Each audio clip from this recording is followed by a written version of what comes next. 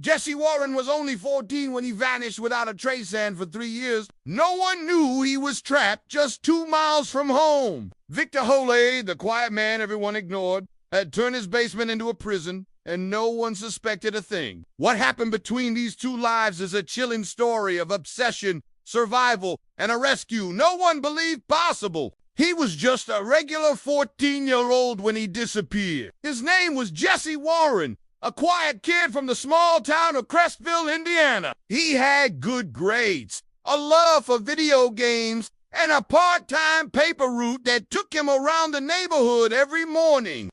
It was October 2020, right in the middle of the pandemic, when Jesse vanished without a trace. At first, people thought he'd run away. Police suspected stress from isolation or family issues, but there were no signs of trouble at home. His parents were devastated. The search was wide and relentless, but after a few months, Jesse's name faded from headlines, slowly turning into just another cold case file. The strange part was, no one saw anything. No cameras caught his last steps. No suspicious vehicles were reported. It was as if he had vanished into thin air. Over time, neighbors speculated. Some blamed online predators. Others whispered about the woods on the edge of town, a place filled with old mining shafts and urban legends.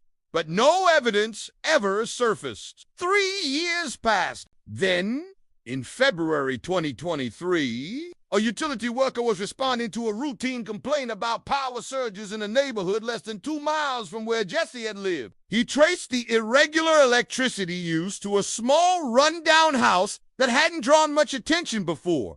Its windows were boarded up. The yard was overgrown. It looked abandoned, but someone was using power strangely, only at night. Police were called to investigate. What they found behind the locked basement door shocked even the most seasoned officers. Jesse was alive, pale, thin, trembling. He hadn't seen sunlight since the day he disappeared. He was wearing the same jacket he'd been last seen in, now shredded and grimy. He could barely speak, and when he did, his voice was hoarse from disuse. His eyes couldn't adjust to the daylight. It was as if time had stopped for him. The house belonged to a man named Victor Hale, a quiet recluse in his 50s. Hale had inherited the property from a deceased relative. He had no criminal record, no known history of violence, and lived alone. Or so everyone believed. In reality, Victor had crafted a hidden life below ground. His basement had been turned into a crude holding cell, soundproofed,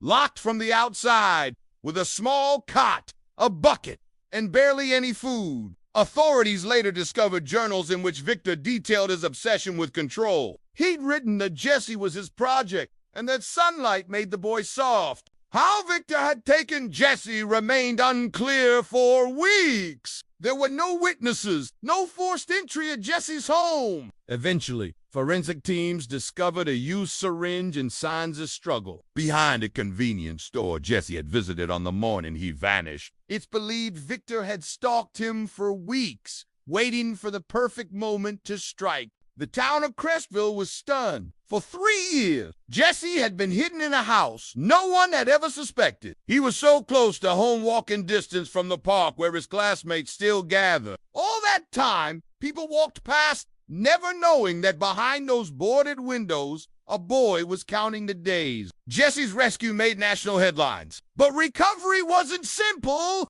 His body was severely malnourished, and he suffered from extreme PTSD. He didn't know what year it was. He thought it was still 2020. He asked if the pandemic was over. For Jesse, time had been frozen. Doctors described his survival as miraculous. Psychologists warned that his mental scars would take much longer to heal than his physical ones. Victor Hale was arrested immediately. In court, he showed no emotion. He refused to speak, even as prosecutors laid out the details of Jesse's captivity. He was sentenced to life in prison without the possibility of parole. Investigators looked into other missing persons cases, fearing Jesse might not have been the first, but no other victims were found. As of today, Jesse lives with extended family in another state. He rarely speaks to the media. He avoids cameras, But every so often, his mother posts online, sharing photos of his artwork or updates on his therapy. She says he finds peace in painting skies bright blue ones with clouds and sunlight, skies he didn't see for 3 long years. No one can quite explain how Jesse survived or why Victor chose him. Some call it luck. Others say it was a miracle. But what is certain is this: Jesse Warren, a story. T just about a kidnapping, get S about endurance in the darkest of places. It's about hope held tight through silence and shadows. And it's a reminder that even in the most ordinary places, the unimaginable can hide right next door.